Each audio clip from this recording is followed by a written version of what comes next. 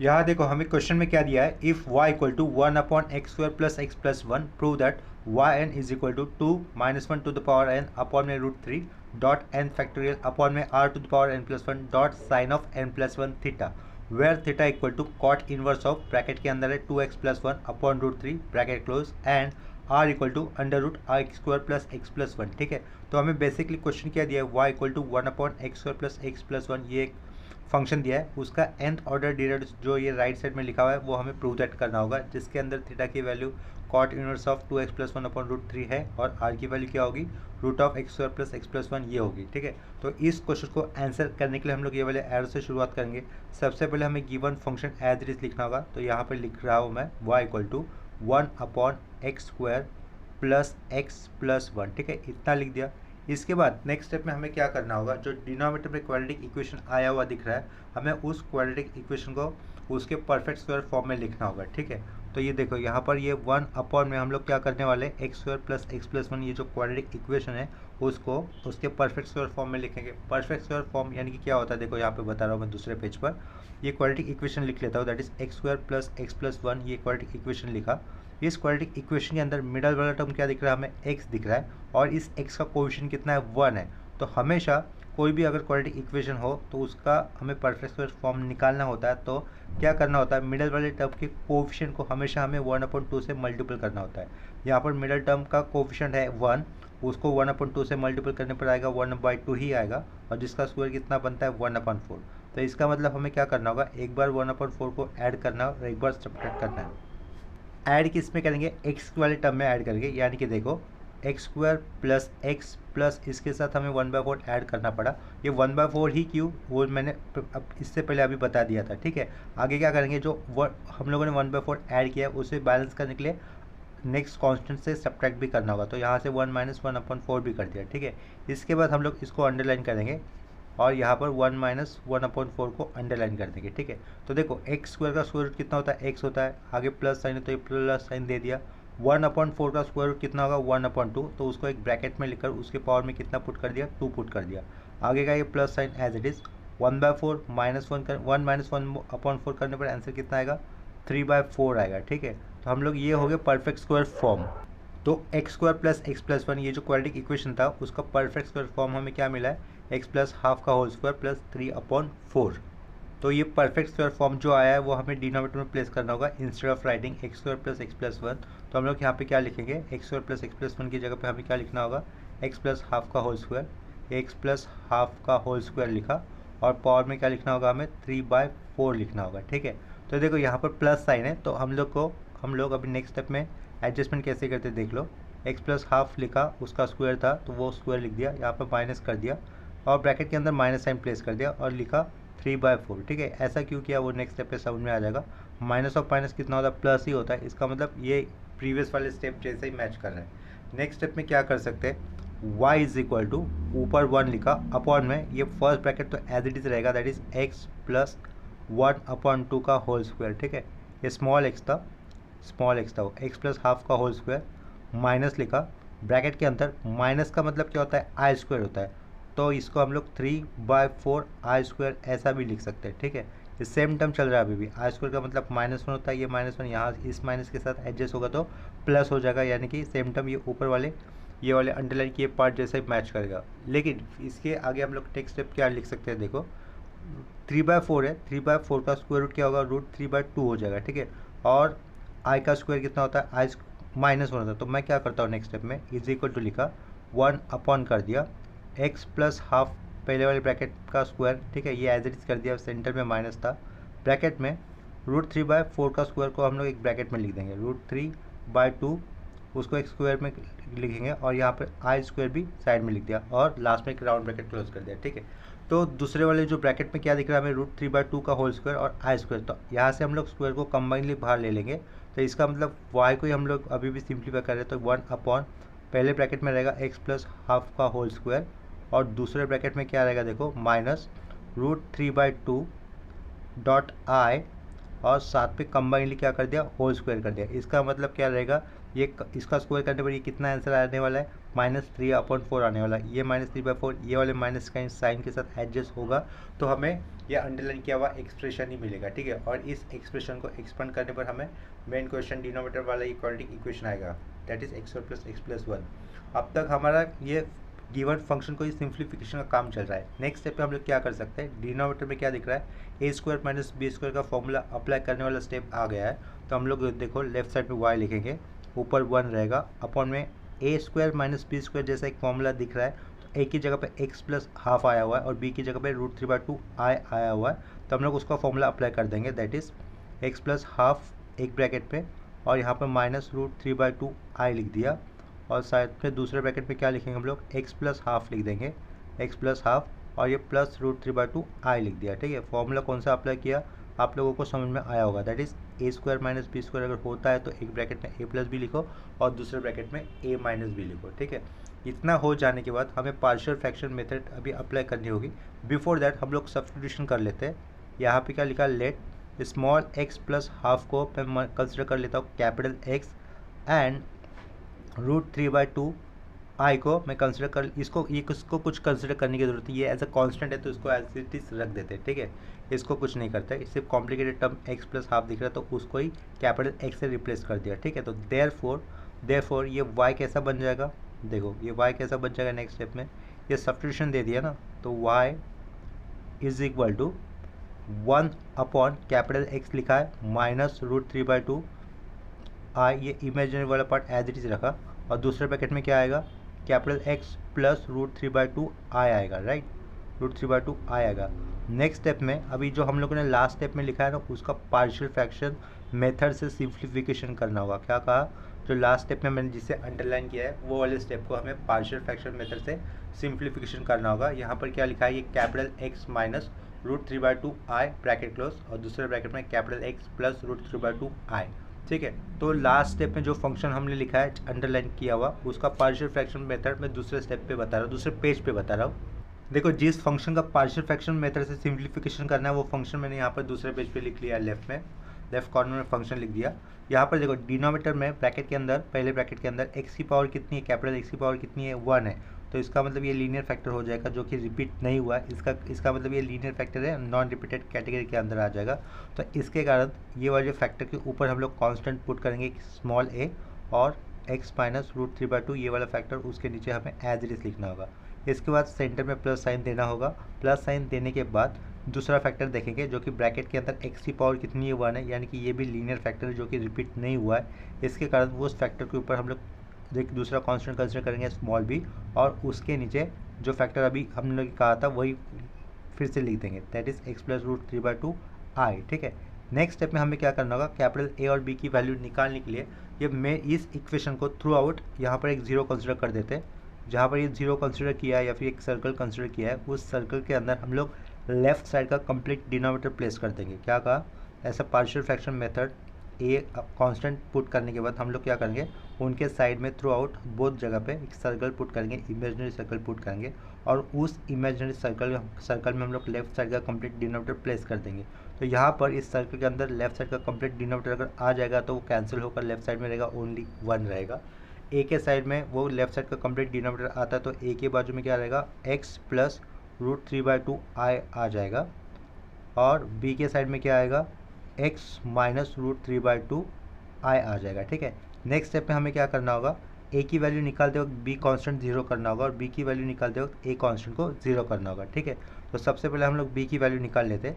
तो b की value निकालने के लिए मुझे क्या करना है, a कांस्टेंट 0 होना चाहिए। तो a कांस्टेंट 0 कैसे हो सकता है, if we substitute x = -√3/2 i, ठीक है। इतना समझ में, देखो x की जगह पर अगर हम लोग -√3/2 i सब्स्टिट्यूट करेंगे तो ये -√3/2 + √3/2 कैंसिल होकर 0 × a 0 हो जाएगा, ठीक है। और राइट साइड में, लेफ्ट साइड में तो 1 ही रहेगा, इक्वल टू राइट साइड में क्या होगा, x की वैल्यू -√3/2 i है, साइड में -√3/2 i है, इसका मतलब -2 टाइम्स ऑफ √3/2 i रहेगा, उसके साइड में आएगा b, 2 will get cancel, b की वैल्यू हमें कितनी मिलेगी, -1/√3 i मिलेगी, ठीक है। ये होगी b की वैल्यू।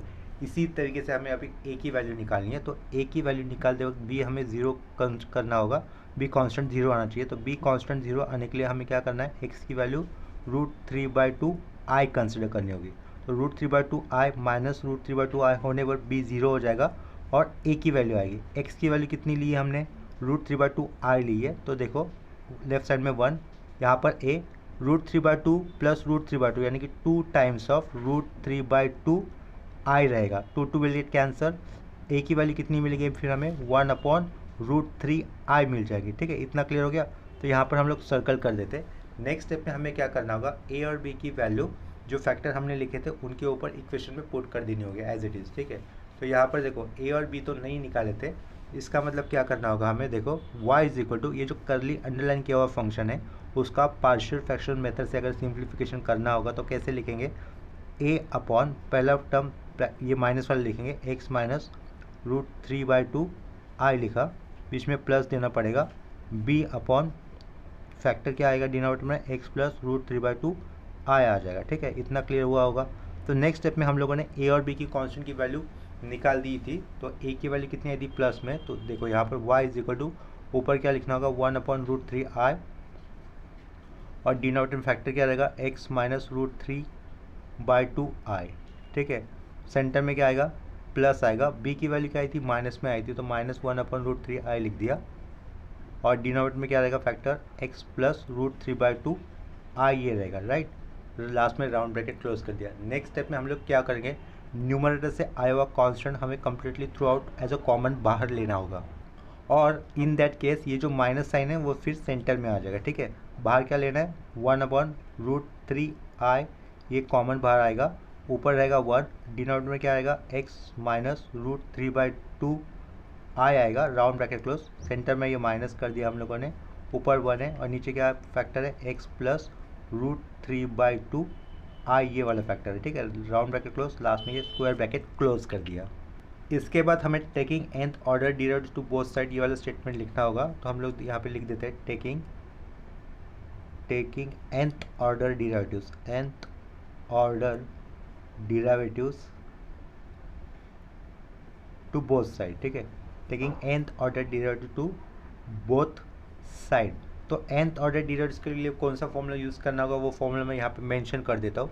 इफ़ अगर अपने पास फंक्शन है if y equal to 1/ax plus b इस टाइप का फंक्शन है, देन इस टाइप का फंक्शन का अगर हम लोग nth ऑर्डर डेरिवेटिव लेते हैं तो उस फंक्शन में चेंजेस क्या हो जाएंगे, देखो yn इज इक्वल टू हमें आगे लिखना होगा -1 to the power n dot n factorial upon में वही फंक्शन लिखना है ax plus b to the power n+1 लिखना है। x का कोएफिशिएंट कितना था यहाँ पर a था तो ऊपर ही हमें क्या लिखना था a to the power n भी लिखना था। ठीक है, तो ये जो सर्कल किया हुआ है वो फॉर्मूला हमें ऊपर वाले स्टेप में लिखना होगा। ऊपर वाले स्टेप में यानी कि ये जो लिखा है ना taking nth order derivative both side, तो उसके ऊपर जो स्टेटमेंट आया है y से हमें nth ऑर्डर डेरिवेटिव बनाना है yn, तो उसके लिए ब्रैकेट के अंदर हमें ये वाला फॉर्मूला अप्लाई करना होगा जो कि मैंने सर्कल में लिखा हुआ है।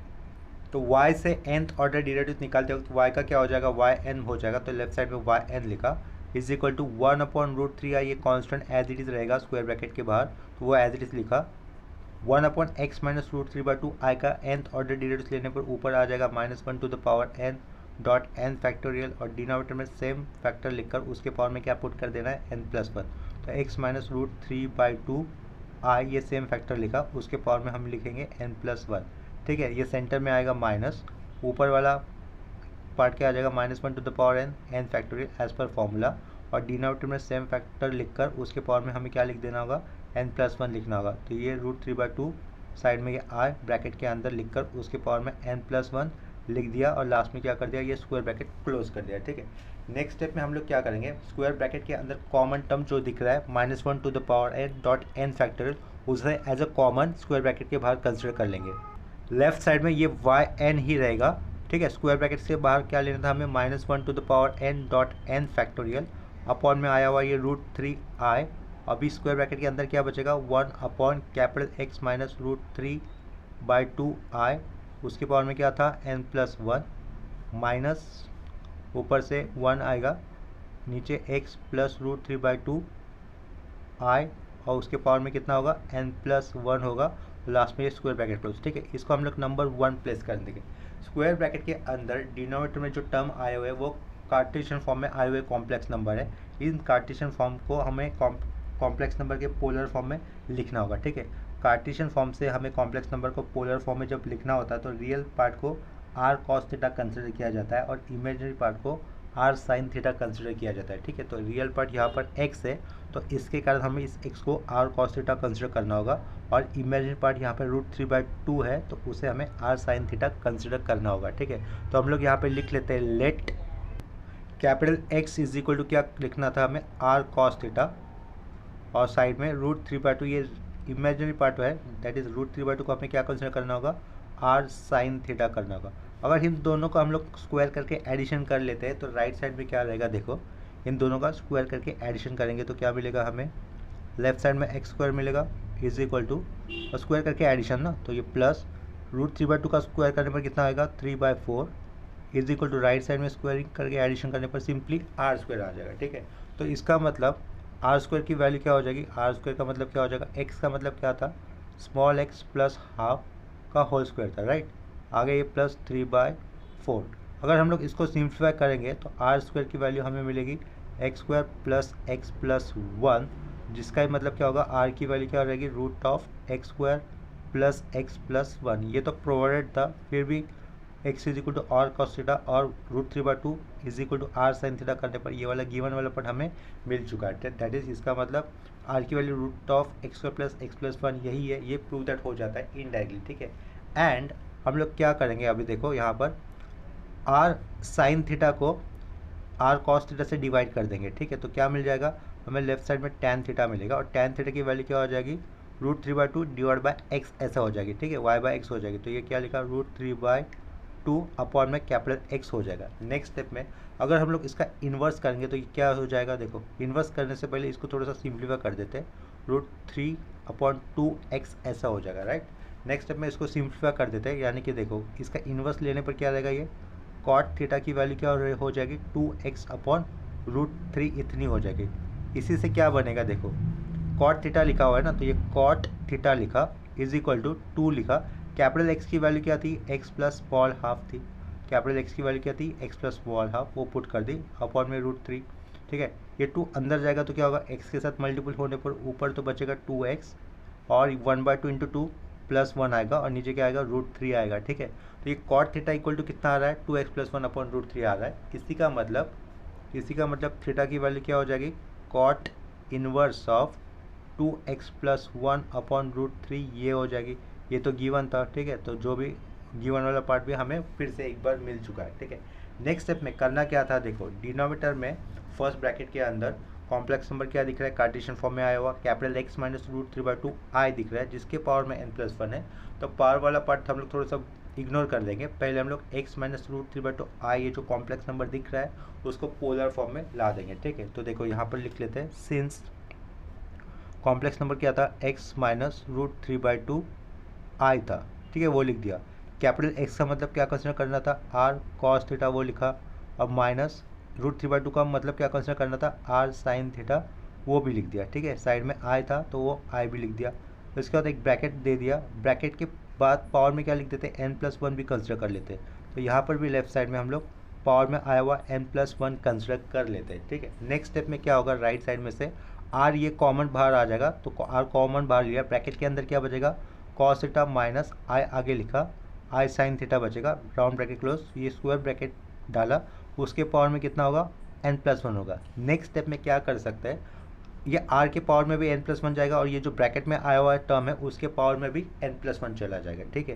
तो यहाँ पे देखो क्या करना होगा, r टू द पावर कितना होगा, n+1 डॉट ब्रैकेट में cos theta minus I sine theta two the power n+1। Next step पे हम लोग इसको यहाँ पर डी मॉरिस थ्योरम अप्लाई कर सकते हैं। तो डी मॉरिस थ्योरम अप्लाई करेंगे तो क्या हो जाएगा, देखो ये r to the power n+1 as it is रखा, as per De Moivre theorem अगर हम लोग n+1 को डायरेक्टली नीचे लिख सकते हैं तो क्या कर सकते हैं, उसको कॉस ऑफ थीटा के आगे डायरेक्टली हम लोग लिख सकते हैं n+1 थीटा, माइनस आई लिखा, साइन लिखा, और थीटा के आगे हम लोग डायरेक्टली n+1 थीटा लिख सकते हैं, लिख दिया, और लास्ट में स्क्वायर ब्रैकेट क्लोज कर दिया। और लेफ्ट में क्या था, x minus √3/2 i to the power कितना था, n+1 था, लेकिन ये जो एक्सप्रेशन हम लोगों ने लिखा है वो एग्जैक्टली इस तरीके से नहीं था, ये वाला टर्म रेसिप्रोकल में था। इसका मतलब हमें क्या करना होगा, देयरफॉर हम लोग यहाँ पर रेसिप्रोकल ले लेंगे 1/x minus √3/2 i to the power कितना करना है हमें, n+1 कर देना है, इज इक्वल टू ये वाले टर्म को भी रेसिप्रोकल में लिखना होगा, दैट इज़ 1 में ये बड़ा सा लाइन खींच दिया यहाँ पर, अपॉन में क्या क्या आएगा 1/r to the power n+1 dot square bracket के अंदर आएगा कॉस ऑफ n+1 थीटा minus i sine of n+1 और यहाँ पर थीटा आएगा, ठीक है। लास्ट में स्क्वायर ब्रैकेट क्लोज कर दिया। नेक्स्ट स्टेप में देखो यहाँ पर डिनोमिनेटर में स्क्वायर ब्रैकेट के अंदर आया हुआ कॉम्प्लेक्स नंबर पोलर फॉर्म में, डिनोमिनेटर में कभी भी कॉम्प्लेक्स नंबर नहीं होना चाहिए, चाहे वो किसी भी फॉर्म में हो, पोलर फॉर्म में हो, कार्टेशियन फॉर्म में हो या फिर यूलर फॉर्म में हो, ठीक है। तो डिनोमिनेटर में यहाँ पर हमें कॉम्प्लेक्स नंबर दिख रहा है जो कि पोलर फॉर्म में, तो उसको न्यूमरेटर में लेके जाते वक्त क्या करना होगा, सिर्फ ये बीच वाला माइनस साइन प्लस देकर लिखना होगा, ठीक है।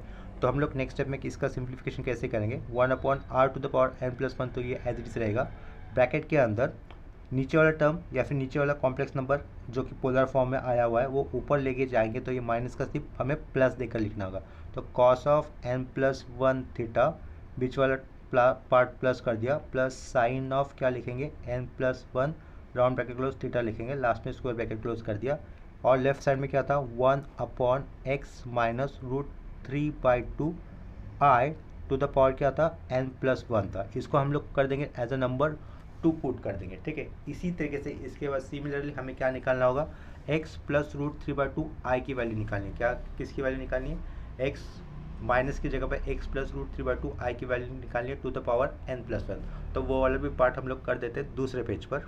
तो यहाँ पर देखो नेक्स्ट स्टेप में हमें क्या करना होगा, ये एंड लिखा, कैपिटल x प्लस √3/2 i लिख दिया, ठीक है, जिसके पावर में कैपिटल n+1 भी कंसिडर करिएगा। कैपिटल x का मतलब क्या कंसिडर करना था हमें, r cos थीटा, बीच में प्लस √3/2 का मतलब हमें कंसिडर करना था r साइन थीटा, तो ये r साइन थीटा लिखा, लास्ट में i लिख दिया, राउंड ब्रैकेट क्लोज, उसके पावर में कितना n+1। नेक्स्ट स्टेप में राउंड ब्रैकेट के अंदर से हम लोग r को कॉमन बाहर लेंगे और बाकी का बचा हुआ टर्म क्या रहेगा, ब्रैकेट के अंदर cos थीटा प्लस i आगे लिखा साइन थीटा रहेगा, ठीक है। Round bracket close, square bracket के अंदर ये सब कुछ लिखा, उसके पावर में कितना रहेगा, यानी कि स्क्वायर ब्रैकेट के पावर में कितना रहेगा n+1। नेक्स्ट स्टेप में r के पावर में भी n+1 आ जाएगा, और ये जो राउंड ब्रैकेट के अंदर टर्म आए हुए हैं उनके पावर में भी n+1 आ जाएगा, यानी कि r to the power n+1, round bracket के अंदर टर्म क्या थे cos theta plus i sine theta, उनके पावर में आएगा n+1, ठीक है। तो नेक्स्ट स्टेप में ये जो राउंड ब्रैकेट के अंदर लिखा है n+1 उसको हम लोग डी मोइरस थ्योरम अप्लाई कर देंगे, तो ये क्या हो जाएगा r to the power n+1, जो n+1 है वो थीटा के आगे आ जाएगा simply as per De Moivre theorem, तो कॉस n+1 एक ब्रैकेट में लिखकर उसके बाजू में थीटा आएगा, plus i sine of n+1, theta के आगे लिखना था, ये थीटा के आगे लिखा, लास्ट में स्क्वायर ब्रैकेट क्लोज कर दिया, ठीक है। लेफ्ट साइड में क्या था, x प्लस √3/2 i ये टर्म था विथ पावर n+1, लेकिन ये टर्म ऐसा नहीं था, वो टर्म रेसिप्रोकल में था, इसके कारण हमें क्या करना होगा, ये जो लास्ट एक्सप्रेशन मिला है उसका रेसिप्रोकल निकालना होगा, that is 1/x plus √3/2 i लिखेंगे हम लोग with power n+1। Right side में सेम टर्म रेसिप्रोकल में आएगा, तो 1 हमें क्या लिखना होगा, same term, that is 1/r raise to power n+1, bracket के अंदर आया हुआ कॉम्प्लेक्स नंबर पोलर फॉर्म में, कॉस ऑफ n+1 थीटा, यहाँ पर प्लस था, sine of n+1 theta, last में स्क्वायर ब्रैकेट क्लोज कर दिया, ठीक है। नेक्स्ट स्टेप में हम लोग क्या कर सकते हैं, डिनोमिनेटर में हमें राइट साइड में एक कॉम्प्लेक्स नंबर दिख रहा है ब्रैकेट के अंदर, स्क्वायर ब्रैकेट के अंदर, जिसे सिंप्लीफाई करेंगे तो सेंटर का माइनस साइन ऊपर लेके जाते वक्त सिर्फ हमें सेंटर का प्लस साइन ऊपर लेते जाते वक्त हमें माइनस में लिखना होगा, ठीक है। तो लेफ्ट साइड में क्या रहेगा 1/r to the power n+1 as it रहेगा, स्क्वायर ब्रैकेट के अंदर क्या लिख सकते हैं हम लोग, कॉस ऑफ n+1 थीटा, ये प्लस का बन जाएगा minus sign of n+1 theta हो जाएगा, लास्ट में स्क्वायर ब्रैकेट क्लोज, इसको पुट कर देंगे हम लोग नंबर 3, और लेफ्ट साइड में क्या रहेगा 1/x plus √3/2 i to the power क्या लिखना है हमें n+1 लिख देना, ठीक है। इतना क्लियर हुआ होगा। नेक्स्ट स्टेप में हमें स्टेटमेंट लिखनी होगी फ्रॉम इक्वेशन 1, 2 एंड 3। आगे क्या लिखना है देखो, फ्रॉम इक्वेशन 1, 2 एंड 3 हमें क्या मिलेगा, डायरेक्टली लेफ्ट साइड में तो yn रहेगा, क्योंकि yn इक्वेशन नंबर 1 में था, ये इक्वेशन नंबर 1 है अपना, वाई एन, ये स्क्वायर ब्रैकेट के बाहर वाला पार्ट हमें एज इट इज लिखना होगा, तो वाई एन लिख देंगे। वाई एन लिखा, स्क्वायर ब्रैकेट के बाहर रहने वाला पार्ट क्या था, -1 to the power n dot n factorial upon में √3 आई आया हुआ था, ठीक है। और स्क्वायर ब्रैकेट के अंदर हम लोग क्या लिखेंगे, देखो इक्वेशन नंबर 2 और 3 का हमें सब्ट्रैक्शन करना होगा। इक्वेशन नंबर 1 में क्या था, पहला ये पार्ट निकाला हुआ 1/x minus √3/2 i to the power n plus 1 minus 1/x plus √3/2 i to the power n plus 1, ये हम लोगों ने सेकेंड इक्वेशन में लिखा है, और ये वाला पार्ट हम लोगों ने इक्वेशन नंबर 3 में लिखा है। इक्वेशन नंबर 2 और 3 का अपने आप में सब्ट्रैक्शन करना होगा। सब्ट्रैक्शन करके जो भी रिजल्ट आएगा वो रिजल्ट हम लोग यहाँ पे डायरेक्टली लिख देंगे इस स्क्वायर ब्रैकेट के अंदर, ठीक है। तो इक्वेशन नंबर 2 ऊपर दिख रहा है और यहाँ पर उसके नीचे एग्जैक्टली इक्वेशन नंबर 3 दिख रहा है। इनके बीच में क्या था, सब्ट्रैक्शन था। तो इनमें से कॉमन क्या आएगा, 1/r⁴n प्लस, तो कॉमन आएगा, तो 1/r⁴n+1 कॉमन आएगा, तो उसको लिख दिया।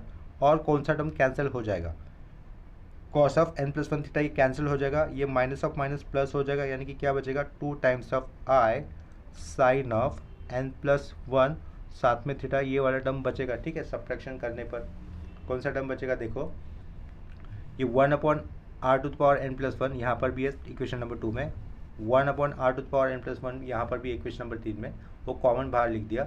cos of n+1 theta, cos of n+1 theta cancel हो जाएगा, ये माइनस ऑफ माइनस होने के कारण ये plus 2i sign of n+1 theta लिखना होगा रिजल्ट में, तो ये लिख दिया है 2i, ये 2 है, 2i sign of n+1 theta. देखो ये i और ये i कैंसिल हो जाएगा, 2/3, तो 2/3 को हम लोग 2/√3 को हम लोग शुरुआत में लिख देंगे, तो y लिखा, जो 2 आगे लिख दिया, -1 to the power n, side में n फैक्टोरियल अपॉन में का ये √3 लिखा, i तो कैंसिल हो चुका था। देन साइड में क्या रहेगा, देखो 1/r⁴n+1 dot sine of n+1 theta, ठीक है। प्रूव दैट वाले पार्ट में यही हमें प्रूव दैट करना था, तो लास्ट में क्या लिख सकते हैं हम लोग, हेंस प्रूव लिख दिया, ठीक है। देखो इस क्वेश्चन को सॉल्व करने के लिए हमें 26 मिनट्स लगे ऑलमोस्ट, ठीक है। तो क्वेश्चन बड़े भी होते हैं कभी कभी। अभी सेम कंसेप्ट के ऊपर एक दूसरा क्वेश्चन ले लेते हैं, जो क्वेश्चन हम लोगों ने ऑलरेडी सॉल्व किया हुआ है लास्ट लेक्चर में। हमारा फर्स्ट क्वेश्चन ये एक्जैक्टली सेम ही था, सिर्फ स्टार्टिंग अलग है, तो जहाँ पर मैच सेम हो जाएगा तो वहाँ तक मैं सॉल्व कर दे रहा हूँ। ये एक्जैक्टली हम लोगों ने किया हुआ है पिछले लेक्चर पे एज अ फर्स्ट क्वेश्चन के अंदर। तो नेक्स्ट क्वेश्चन मैं यहाँ पे लिख देता हूँ।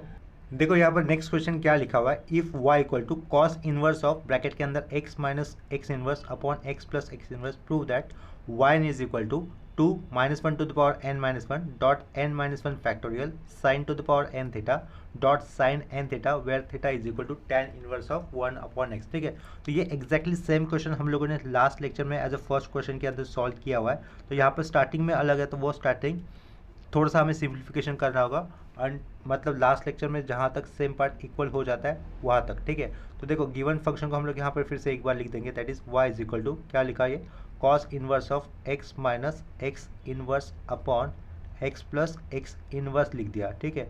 Is equal to next step में इसको कैसे सिंप्लीफाई कर सकते हैं, नीचे लिख देता हूँ नेक्स्ट स्टेप। तो कॉस इनवर्स बाहर का तो एज इट इज रहेगा, राउंड ब्रैकेट को मैंने यहाँ पर स्क्वायर ब्रैकेट लिख दिया, x माइनस एक्स इनवर्स से था उसको हम लोग 1/x लिख सकते हैं, नीचे भी x प्लस जो है वो x इनवर्स को हम लोग 1/x लिख सकते हैं, ठीक है।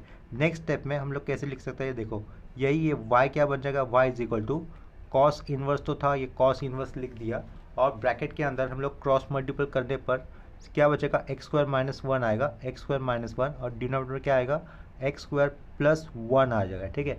नेक्स्ट स्टेप में हम लोग x is equal to tan alpha consider कर लेते, क्या कहा, x is equal to tan alpha consider कर देते। नेक्स्ट स्टेप है पुट क्या किया, x is equal to simply tan alpha put कर दिया। इसका मतलब क्या हो जाएगा, अल्फा की वैल्यू क्या हो जाएगी, tan इनवर्स x हो जाएगी, ठीक है। अगर ये tan पीछे जाएगा तो अल्फा की वैल्यू क्या हो जाएगी, alpha equal to tan inverse x हो जाएगा।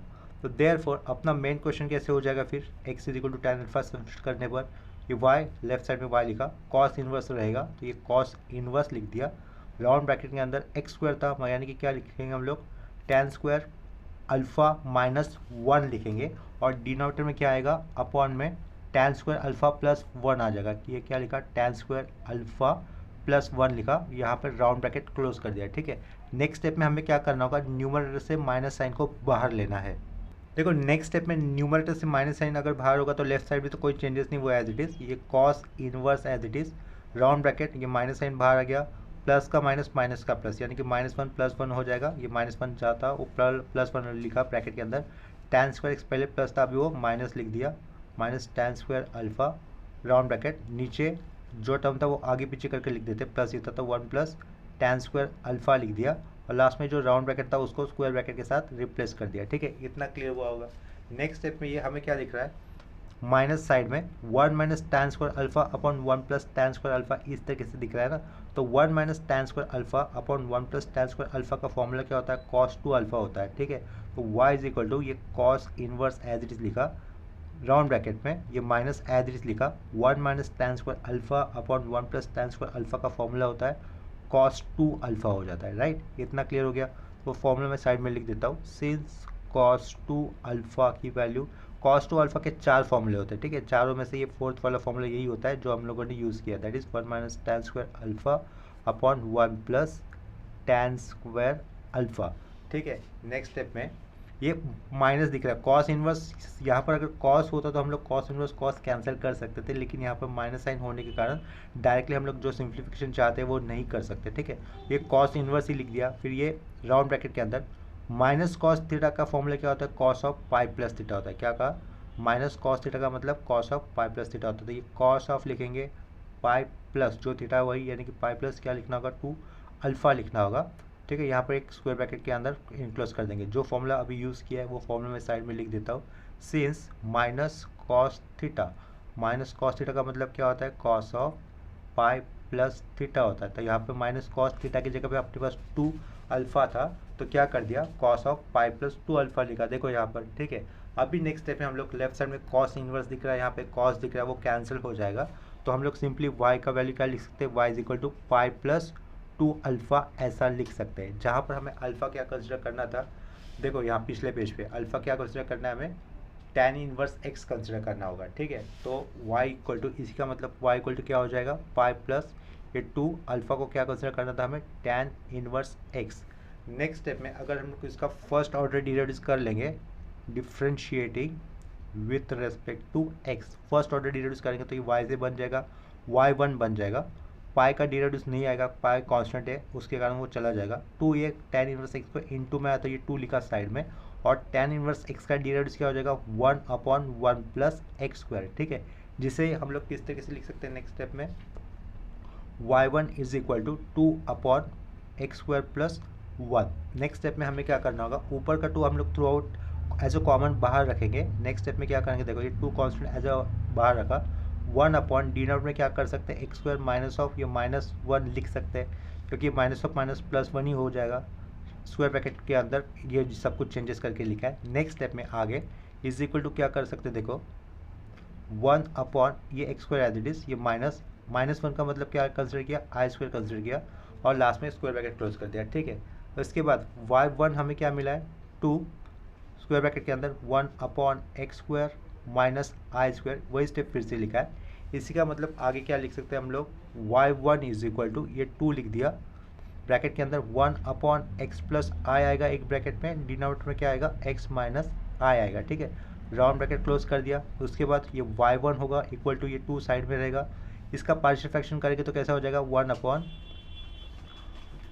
हमें पहले क्या लिखना होगा, एक टर्म लिखना होगा x + i, टर्म यानी कि डिनोमिनेटर में आया हुआ एक फैक्टर लिखना होगा x + i, जो कि लीनियर फैक्टर है, ब्रैकेट के अंदर x की पावर 1 है और ये फैक्टर रिपीट नहीं हुआ है, इसके कारण उसके ऊपर हमें a लिखना होगा, बीच में प्लस ही आएगा, ऊपर b और डिनोमिनेटर में x - i आएगा, लास्ट में square bracket close. Next step में हमें a और b की वैल्यू निकालनी होगी।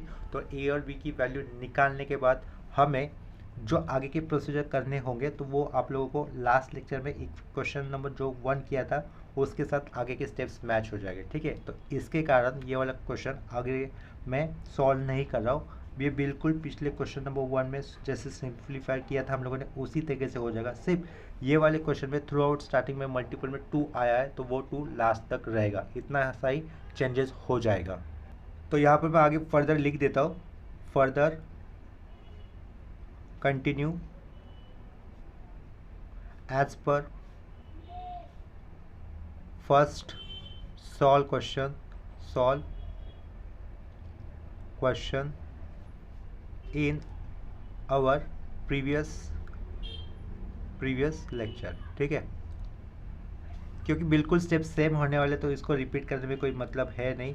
सिर्फ ए और बी की वैल्यू आपको कितनी आ जाएगी, 1/2i आ जाएगी, उसको बाहर लोगे, फिर x प्लस आई को, ये जो कॉम्प्लेक्स नंबर है उसको आप लोग उसको पोलर फॉर्म में लाके एक्सपांड करोगे, ठीक है। इसके बाद लेकिन ये वाले स्टेप के बाद आपको nth ऑर्डर डेरिवेटिव्स लेना होगा, ठीक है। तो वो पार्ट लिखा हुआ है, further continuing as per first solve question in our previous lecture, ठीक है। First solve question in our previous lecture, ठीक है। तो आज का ये लेक्चर हम लोग यहीं पे स्टॉप कर देते हैं। अगर आज के लिए हुए प्रॉब्लम्स में कहीं पर भी कंसेप्ट में या फिर सिंप्लीफिकेशन में डाउट आता है तो आप लोग मुझे कमेंट सेक्शन में इन्फॉर्म कर सकते हो, ठीक है। तो मिलते हैं नेक्स्ट लेक्चर में, तब तक के लिए बाय एंड टेक केयर।